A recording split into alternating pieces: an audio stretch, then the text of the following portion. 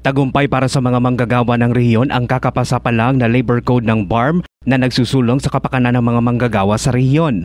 Sa kanyang privilege speech sa Kongreso, sinabi ni Trade Union Congress of the Philippines o TUCP Representative Raymond Mendoza na ang labor code ang sagot sa mga hinaing ng mga manggagawa ng rehiyon.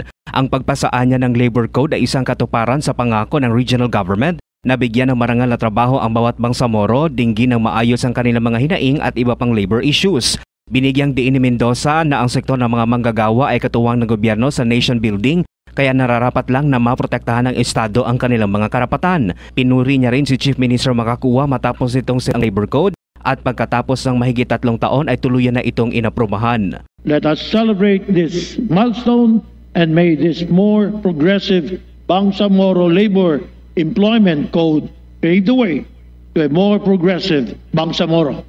Mark Anthony Taico, NDBC Bida Balita.